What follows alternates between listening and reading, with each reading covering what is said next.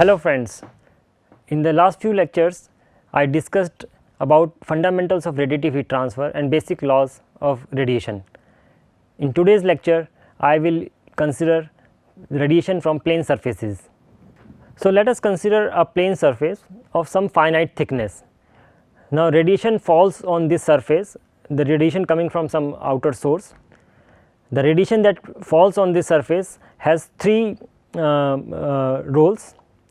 It can undergo reflection from the surface.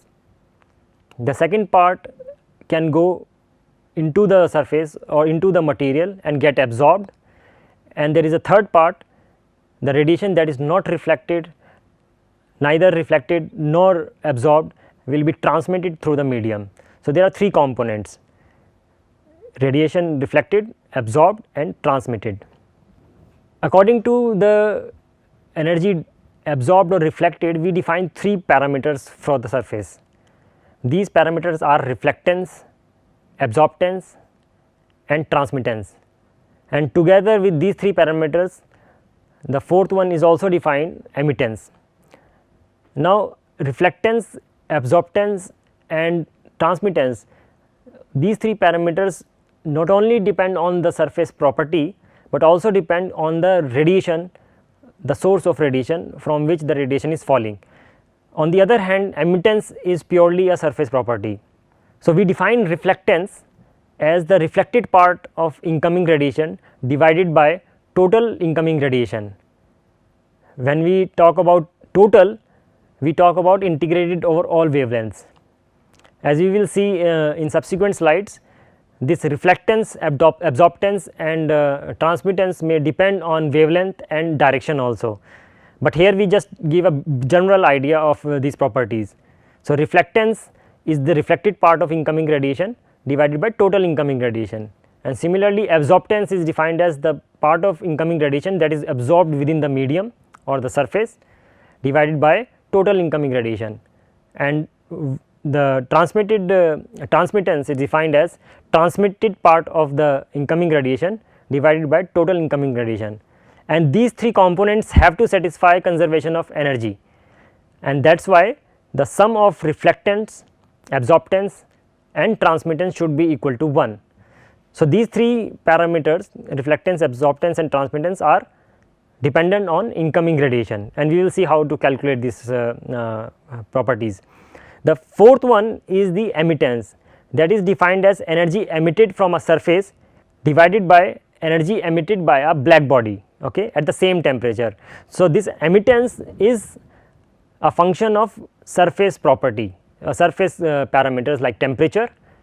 It may also depend on some other conditions of the surface like surface roughness or some impurity, some coating, okay.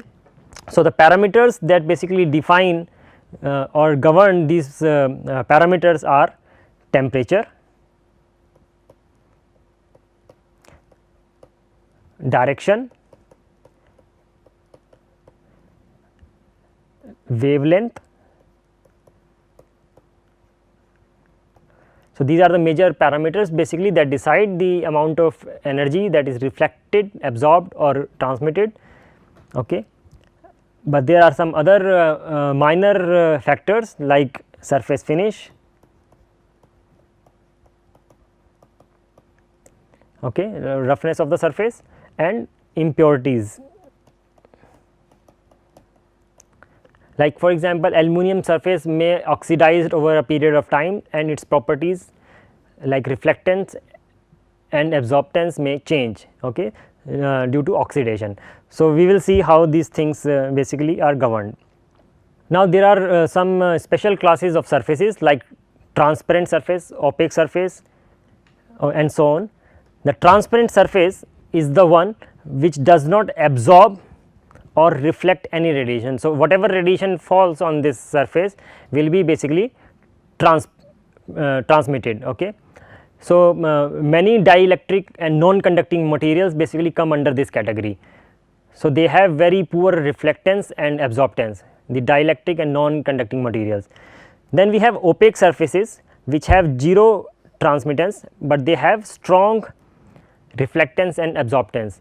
So, many metals come under this category, they have free electrons, and these free electrons basically are responsible for strong reflectance and absorptance. Then we have reflective surfaces, which are purely reflecting surfaces, they have 0 value of absorptance and transmittance. So, many polished surfaces like mirror, they come under this kind of surfaces, they reflect all the radiation that falls on them. And similarly, we can define non-reflecting surfaces which do not reflect surfaces. So, many non-metallic surfaces, rough surfaces will come under this category. And then there is a theoretically defined theoretical concept of black surface that basically absorbs all the radiation. So, for a black surface, the reflected part and transmitted part of radiation will be 0. All the radiation that falls on the black surface will be equal to absorbed part of the radiation. Okay. And for black surface, the emitted and emittance is equal to absorptance as per Kirchhoff's law. Now, this is absorptance is equal to emittance also has some limitations, we will see as we go further. So, radiation characteristics of real surface, they depend on temperature as well as wavelength. Okay. As I have already told, these are the major factors, temperature and wavelength. Okay. Absorptance may depend on incoming direction, while emittance may depend on outgoing direction. So, when we have a heated metallic plate and we look at this heated metallic plate, what we find is that it appears very bright when it is viewed at an angle. Okay.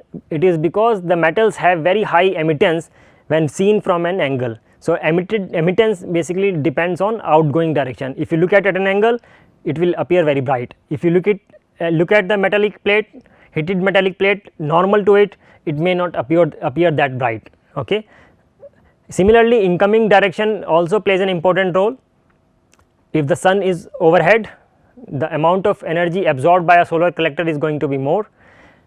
If the sun is at an angle, then the absorptance will change and the same amount of energy will not be absorbed. When we are standing in front of fire, our body is exposed to different type of radiation as compared to when we are standing in front of the fire. Okay. And similarly, the reflectance and transmittance will depend on the direction of incoming radiation as well as the direction of outgoing radiation. So, direction plays an important role in radiative heat transfer, and we will see as we discuss each of these quantities. So, the first quantity that we discuss is emittance. Okay. So, emittance is purely a surface property, okay, and it is defined as amount of energy emitted from a surface divided by amount of energy emitted by a black surface at same temperature. Okay. So, we define spectral means at a particular wavelength, and directional, that means at a particular in a given direction. So, for example, we have a surface. So, we are talking about amount of energy emitted in a given direction. So, this is basically E lambda prime, directional emittance, okay, and this will basically nothing I lambda cos theta, where theta is the normal angle. Okay. So, amount of energy emitted in a given direction at a given wavelength divided by same amount of energy emitted by a black surface IB lambda. Now, please note that in expression of IB lambda, I have not used the direction S cap, okay, because the intensity of black body is isotropic. That means, intensity IB lambda is not a function of the direction, okay, it is independent of direction, and that is why in the denominator there is no S cap. So, this is the spectral directional emittance, okay, amount of the fraction of amount of energy emitted in a given direction at a given wavelength. Okay. Now, we define there are two more quantities, spectral hemispherical emittance. Now, hemispherical means integrated over the entire solid angle. Okay. So, the symbol sometimes used is this. Okay. So, we write E lambda, okay, that when we write this, sometimes this is used, or we simply call it spectral hemispherical emittance. We mean basically amount of energy emitted at a given wavelength in all the directions, that is 2 pi solid angle. So, how do we find it? So, epsilon lambda T lambda, that is hemispherical emittance. I have not used the prime here, which is basically denoting the direction. So, this is hemispherical. So, we integrate over the solid angle 2 pi both in the numerator and the denominator. So, we write spectral directional intensity multiplied by cos theta, the polar angle, and integrated over the solid angles.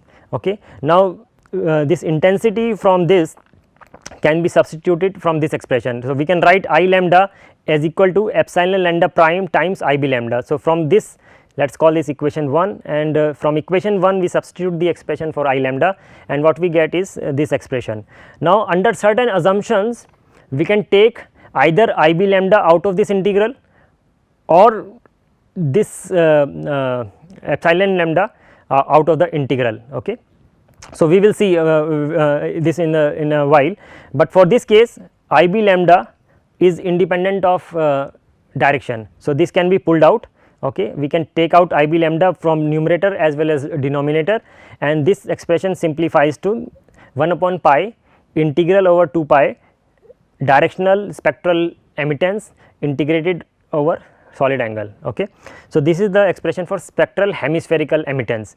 Now, we also define total hemispherical emittance, that means integrated over all the solid angles and also integrated over all the wavelengths. So, this is defined as amount of energy emitted integrated over all the wavelengths from 0 to infinity divided by the total blackbody emissive power, okay, EB.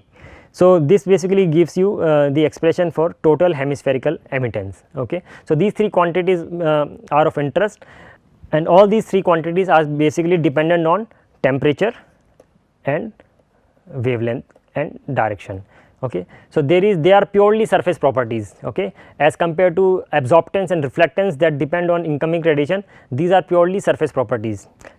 Here is an example that basically shows you the emittance. On the left figure is basically the emittance of some non conductors like wood, aluminum oxide, copper oxide, glass, okay.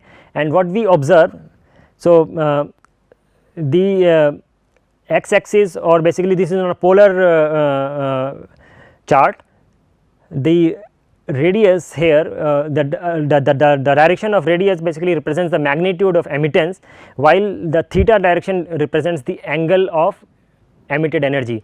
So, 0 means normal to the plane of the surface, and we see that starting from 0 degree, that is normal to the plane, and up to the value of around 70 degrees, non-metals have very good emittance. They emit good amount of energy in the angle 0 to 70 degree, while they emit very small amount of energy at the grazing angles of 70 to 90 degree in this range. So, if the angle is very large, very less amount of energy is emitted. Okay. So, you should not be able to receive much of radiation from a non-conductor, non-metallic surface if you are looking at the surface from an angle greater than 70 degree.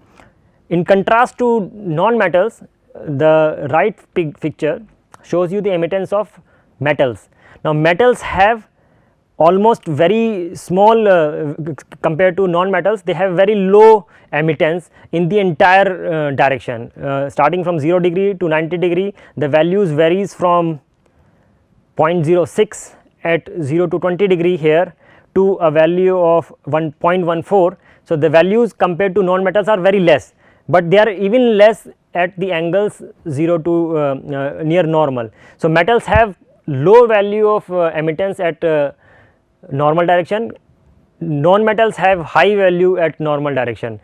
Non-metals have poor value of emittance at grazing angles 70 to 90 degree, while metals have relatively high emittance in those range. Okay. So, a metal surface will appear very bright when looked at an angle close to 70-80 degree, it will appear very bright because of the emittance which is higher in this range. Okay. Then we define diffuse emitter or a Lambert surface, in which case emittance is same in all direction. That means, epsilon lambda is equal to epsilon lambda prime. That means it is independent of direction, whatever direction it is coming from is equal. Okay, all the direction the emittance is same. Such a emitting surface is called diffuse emitter or Lambert surface. Okay, so metals have that I have explained. Then we define gray surfaces in which emittance does not depend on wavelength. Okay, so in this case epsilon is equal to epsilon lambda, all the wavelengths have the same value epsilon. So when we have such a surface in which emittance does not depend on wavelength, such a surface is called gray surface. The second quantity is absorptance. Now as I have already told, absorptance, reflectance and transmittance, they are not purely a surface property, they depend on incoming radiation. Now we define just like emissive power is the outgoing energy from the surface, we define irradiation H. This irradiation H is basically a magnitude of incoming radiation. So we have incoming intensity, let us say I, and then we multiply by cos theta, this is basically equal to H, the incoming intensity. So let us say we have a surface and radiation is falling on the surface with intensity I, okay, and the angle made by this is theta. So H is the amount of energy falling on the surface, that is called irradiation. Okay, so we define absorptance spectral, directional is represented with a superscript prime, absorptance at a given direction, in a given direction at a given wavelength, the spectral directional absorptance is defined as ratio of energy absorbed by the surface in a given direction in a given wavelength divided by total energy falling on the surface. So this is the total energy, total irradiation, and this is basically absorbed part. Okay, so we define spectral directional absorptance in this way. Now in thermodynamic equilibrium, and that is basically most surfaces qualify, this can be taken as or assumed as a surface property. Spectral directional absorptance can be taken as a surface property. However, total and hemispherical absorptance cannot be taken as a surface property, as we will see, but directional spectral absorptance can be taken as surface property and it qualifies the Kirchhoff's law. So emittance, the spectral directional emittance is equal to spectral directional absorptance. This is a surface property. Now we define spectral hemispherical absorptance, just like we define spectral hemispherical emittance. We integrate over all the solid angles. So amount of energy absorbed by the surface divided by total energy falling on the surface integrated over the entire solid angle of 2 pi. Now if by chance we can take out this h lambda out of the integral, or we can take out alpha lambda prime out of the integral, the simplified this analysis. Now this can be taken out of the integral in two conditions. One is diffuse surface. Now we already know what is diffuse surface, epsilon alpha lambda is equal to alpha lambda prime. Okay, if alpha lambda prime is equal to alpha lambda, we can take it out. Okay, or diffuse irradiation, that means h lambda prime is equal to h lambda, that means irradiation is independent of direction. So under these two conditions, either of the quantity can be taken out of the integral and the analysis becomes very simple, and alpha lambda is equal to epsilon lambda. So this is not a surface property, it is a surface property only if the surface is diffuse or the irradiation is diffuse. So under these two conditions only we can write alpha lambda is equal to epsilon lambda, otherwise we cannot write it. Okay. Similarly, we define total hemispherical absorptance, okay, by integrating over all the wavelengths. So alpha lambda T lambda irradiation h lambda divided by total irradiation falling on the surface. Now again with the same argument, we have to take out this alpha lambda or h lambda out of the integral. Now this can be done in two situations: when the surface is gray, that means alpha lambda is equal to alpha, then we can take it out of the integral, or h lambda is equal to h. Okay. Now this is very restrictive. Okay. To have irradiation independent of wavelength is very difficult to have in practice. So, mostly this expression will be valid only for a gray surface, that means it absorbs radiation independent of wavelength, the same magnitude, the surface is gray, we can take alpha lambda out of the integral, and then in that case alpha will be equal to epsilon, that means total hemispherical absorptance is equal to total hemispherical emittance. Okay. So, the third quantity is reflectance. There are two types of reflectance, as I have already told. One is specular, the radiation coming from one side at an angle theta and it goes into another direction making the same angle, it follows geometric laws of optics. This type of reflectance or reflection is called specular reflectance, okay, where we have a ray coming at an angle and it reflects back at the same angle. This type of reflectance is specular reflection. Then we have another type of reflection we call diffuse reflection, where we have radiation coming from one side, but it is equally reflected in all the directions. Okay. This is diffuse type of reflectance. So, mostly, so there is no real surface that basically satisfies specular or diffuse. Polished surfaces like mirror, they behave very much like specular reflector. Okay. A polished surface is more like a specular than a rough surface. If you have a rough surface, then it will behave like a diffuse surface, it will reflect radiation in all the directions. The reflectance, the property reflectance will depend on incoming radiation, incoming direction as well as outgoing direction. So, amount of energy reflected coming from this direction and going in this direction, okay, is different from coming in this direction and going in this direction. So, incoming direction as well as outgoing direction both are important. To calculate the value of rho, both the directions are important, the incoming direction as well as the outgoing direction. So, this is just the pictorial representation of specular and diffuse reflection. Okay. Specular incidence angle is equal to angle of reflection, while in reflected, whether the direction of incoming radiation is normal or off normal, all the energy will be reflected equally in all the directions. So, that is basically the diffuse reflectance. So, let us do one problem on the concepts learned in this class. Okay. We have a material surface maintained at 600 Kelvin with directional spectral emittance equal to 0.9 cos theta, where theta is the polar angle, for wavelength range less than 1 micron, and the value is 0.2 for wavelength range greater than 1 micrometer. We have to find out total hemispherical emittance of the surface. Okay. This is not a property that depends on irradiation, this is a purely surface property. We also have to find the relevant absorptance for the radiation coming from the sun. Okay. This is going to be a property depending on the sun radiation. Okay. The angle of theta is given as 60 degree. So, let us solve this problem. Okay.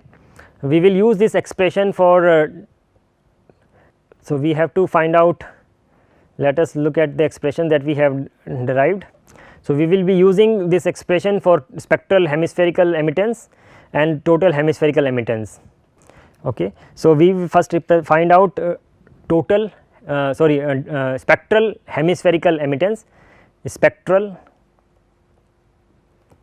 hemispherical, okay, epsilon lambda is equal to 2 0 to pi by 2. So, there is no dependence on azimuthal angle. So, we have already taken out the azimuthal part, the only dependence is on polar angle, epsilon lambda prime sin theta cos theta d theta. Okay. We are basically integrating over all the solid angles, okay, and this will be equal to, so we have been given this value 0.9 cos theta. Okay. So, 2 into 0.9, okay, 0 to pi by 2 sin theta cos square theta, okay, d theta. Okay. We have substituted the value 0.9 cos theta for epsilon lambda prime, okay, and this value will basically come out to be, I am just leaving the integration part to you. So, this will be given by 0.6, the value will come out to be 0.6 for lambda value less than 1 micrometer. Okay. So, for wavelength range less than 1 micrometer, the emittance, spectral hemispherical emittance is 0.6. Now, the same value we can find out for wavelength range greater than 1 micrometer. This will be equal to 0 to pi by 2 epsilon lambda prime sin theta cos theta d theta is equal to, now this value is 0.2. So, constant. So, this will be 0.4 0 to pi by 2 sin theta cos theta d theta, okay. And this value will be coming to 0.2, okay, for lambda value greater than 1 micrometer. So, this is the spectral hemispherical emittance. Now, we have to find out total hemispherical emittance. So, total hemispherical emittance will be equal to 1 by sigma T to the power 4, where T is the temperature of the surface 600 Kelvin, integrated over all the wavelengths 0 to infinity epsilon lambda E b lambda d lambda, okay. Amount of energy emitted by the surface divided by amount of energy divided by a black surface. So, this will be equal to 1 upon sigma T to the power 4.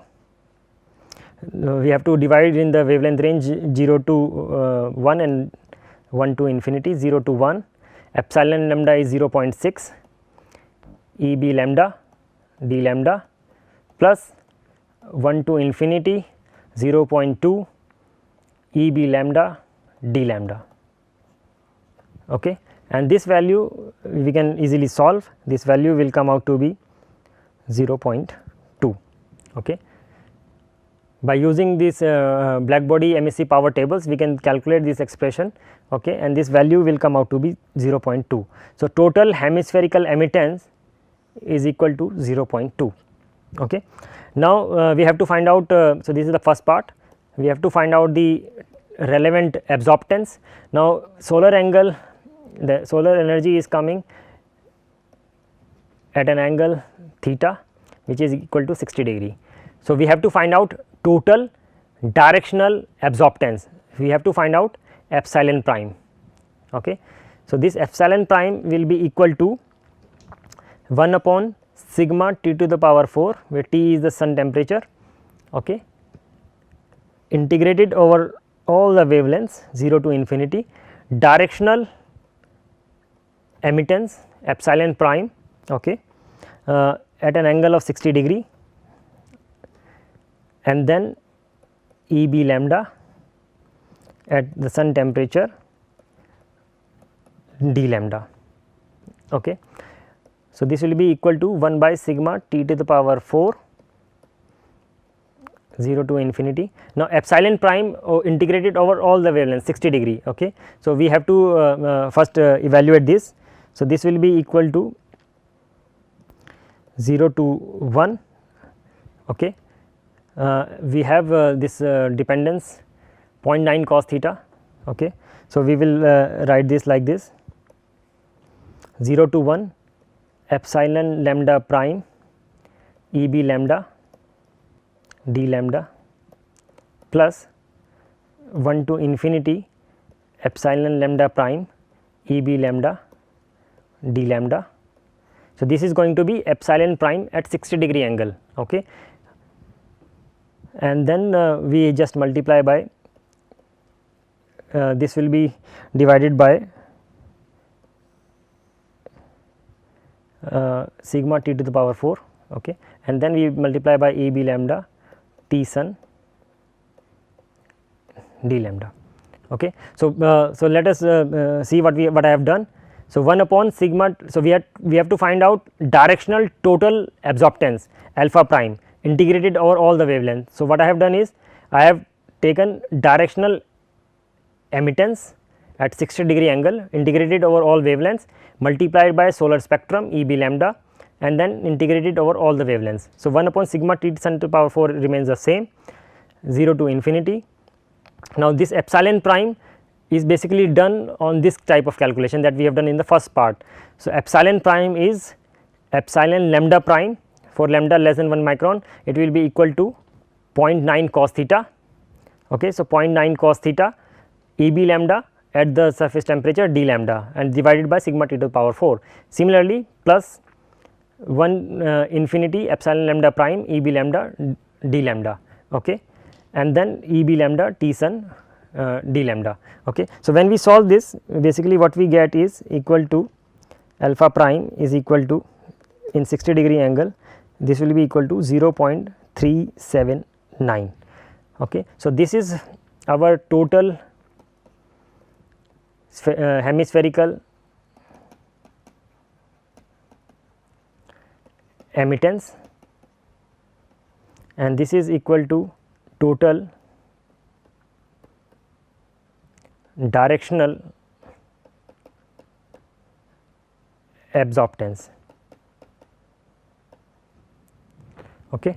I thank you for giving your kind attention.